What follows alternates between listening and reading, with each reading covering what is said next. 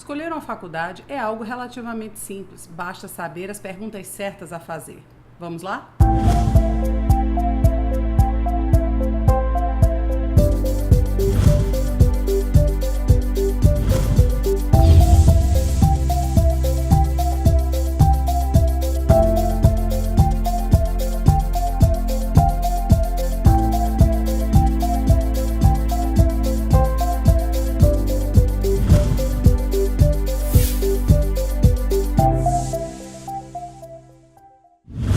Quando o jovem e sua família optam por fazer uma faculdade no exterior, a primeira dúvida que vem: aonde?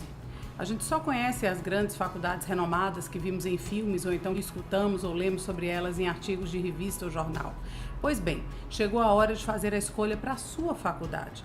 Como saber se vale a pena? Se vale a pena investir numa universidade, mesmo sem ela ser uma tão renomada que eu tenho ouvido falar? A maneira de procurar, a maneira de fazer o search é relativamente simples, mas as perguntas certas precisam ser feitas. O primeiro passo é fazer uma DR familiar. Sim, discutir a relação, mas a relação com a aplicação. Pais e filho precisam sentar para conversar sobre o que é que eles estão buscando nesse processo. Por exemplo, fazer faculdade aonde? Que países? Eu tenho uma dupla cidadania? Eu vou ter facilidade de pagamento em um país ou outro em virtude dessa cidadania? Caso não, para onde eu quero ir? Que tipo de clima me agrada? Uma vez que eu já defini qual curso que eu pretendo buscar, ou pelo menos a área de atuação, como foi falado no vídeo anterior, resta saber para onde a gente vai aplicar. Para isso, melhor dica: vamos sentar e conversar. O primeiro passo é definir com muita clareza o que é possível, ou seja, o que é possível para o nosso bolso. Não adianta aplicar para várias universidades maravilhosas, ser aceita em todas e não ter dinheiro para pagar e não ter recebido bolsa para poder subsidiar o seu curso. Então, logo, é muito importante que durante esse processo de seleção de universidades, a gente esteja com os pés bem no chão e que essa conversa seja muito franca, pois é muito frustrante você ser aceito no lugar que você quer ir e não poder ir porque não vai ter condições de pagar. Essa possibilidade, ela existe sim, mas para isso a gente tem que tornar esse sonho um pouco mais palpável. Então, definimos no último vídeo como é que a gente vai achar a área de atuação ou a carreira. Feito isso, vamos definir qual é a localização geográfica que nos interessa. Que país nós gostaríamos de ir? Por exemplo, na Alemanha você tem várias universidades onde os cursos são em inglês. Isso, na verdade, tem espalhado pelo mundo todo. Tem algum país específico que você tem interesse? Caso seja os Estados Unidos, qual o clima que lhe agrada? Você não tem restrição nenhuma. Então, que tipo de universidade chama a sua atenção? Você gostaria de um campus urbano, no meio de uma cidade, com os prédios da instituição posicionados dentro da cidade, mas que geram uma locomoção, e aí o jovem vai estar pegando metrô, ônibus, se locomovendo num centro urbano? Você prefere uma universidade que seja um campus mais afastado? Que tamanho de campus você está falando? Você prefere um campus até 5.000 alunos, de 5 a 20, superior a 20 ou até o que eles consideram de um grande campus que é com mais de 40.000 alunos?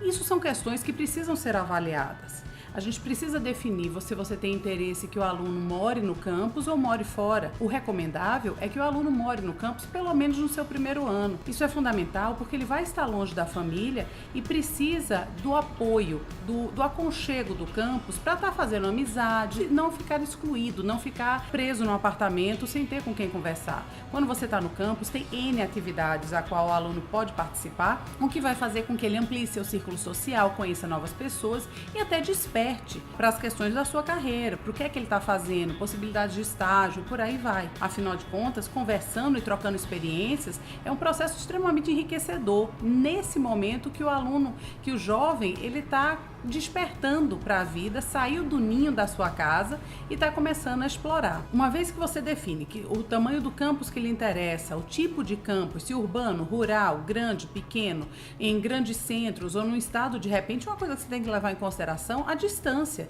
Afinal de contas, se você vai para uma universidade que fica, digamos, você está no Brasil, vai para uma universidade na Flórida, é uma passagem. Se você vai para uma universidade em Seattle, Washington, que é no noroeste americano, o valor da passagem já é outro. O valor da passagem precisa ser levado em consideração, porque o custo da universidade não é apenas a mensalidade, que é paga normalmente em blocos semestrais ou anuais, diferente do padrão brasileiro, que é mensal.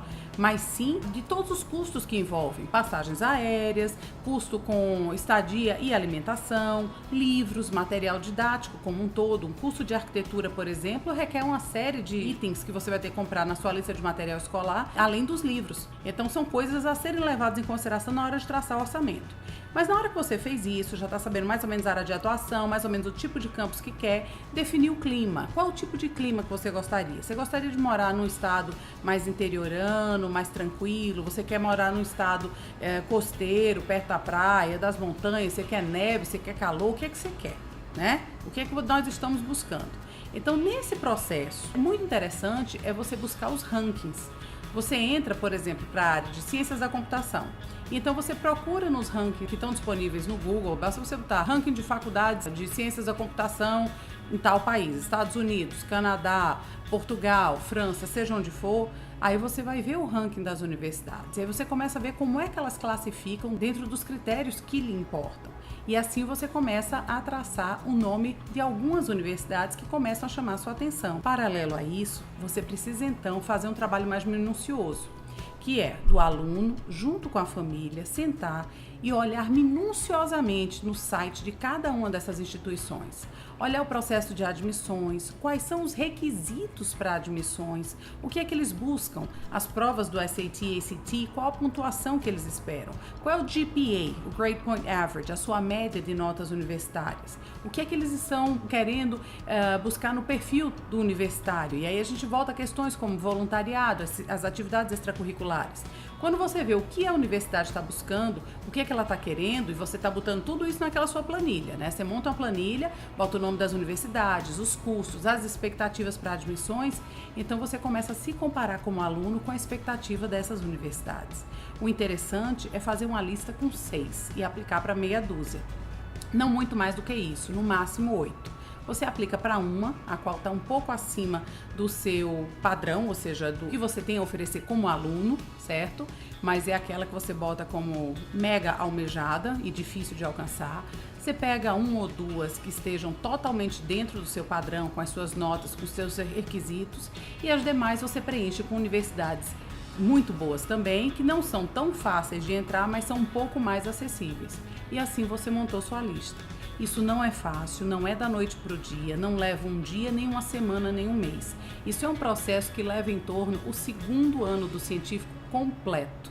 O 11th grade é inteiro dedicado a isso, com o projeto de você concluir o 2º ano, ou 11th grade, com isso pronto. E então poder estar pronto para fazer todas as suas aplicações no início do 12º ano, que é o 3º científico. Essa é a hora. Perder o bonde vai perder em torno de 1 ano. Então é bom deixar tudo pronto e bem amarrado. E sempre com os pés bem no chão. Não adianta botar numa lista uma faculdade que você não quer tanto, ou que você quer mais ou menos, ou focar numa lista com N possibilidades. Existe custo para aplicação, custo para envio de notas, e essas universidades, após você enviar o pacote de informações inicial da aplicação, elas sempre pedem mais. Então vai desprender muito tempo do aluno, que vai acabar deixando a parte acadêmica da escola, que ainda está em processo de conclusão, para trás. Foca na lista, conversa com teus pais, conversa com familiares, pesquisa, procura saber, entra em contato com as universidades, e a voz ativa tem que ser a voz do aluno. Não é pai e mãe que vai atrás. Pai e mãe estão junto como coaches, junto dos seus filhos. Mas é fundamental que o aluno assuma as rédeas desse processo. Quem quer é você, faça acontecer.